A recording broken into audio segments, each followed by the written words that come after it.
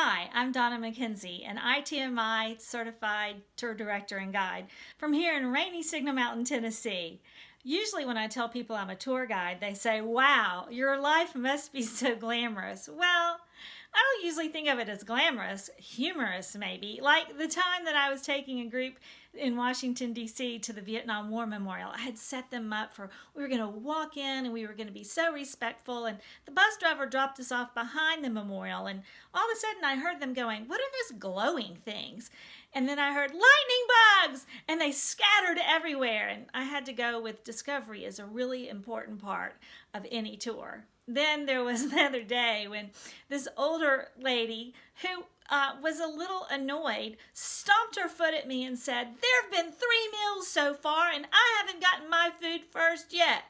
Her husband rolled his eyes at her and stomped off, and it took every bit of self-control I had just to try to answer her very seriously.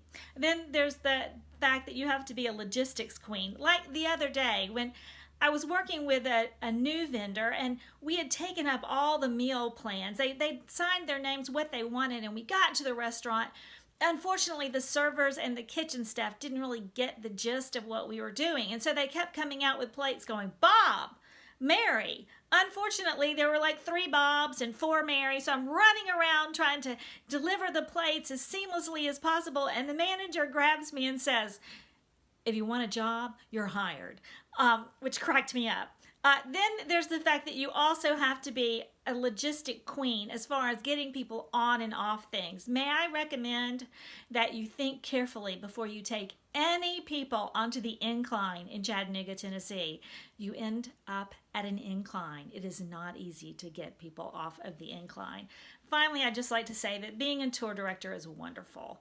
Like when I took some 5th graders to the World War II Memorial, and I had this one guy, he had been just Mr. Grump the whole week. You know, he didn't want to do anything, but we got there and I explained why the honor flights came in, and I started walking around and shaking their hands and hugging them, and the next thing I knew, he was following me and he was shaking hands, and then as we walked away, he threw his arms around my waist from the back and said, "Donna, this was the best thing yet."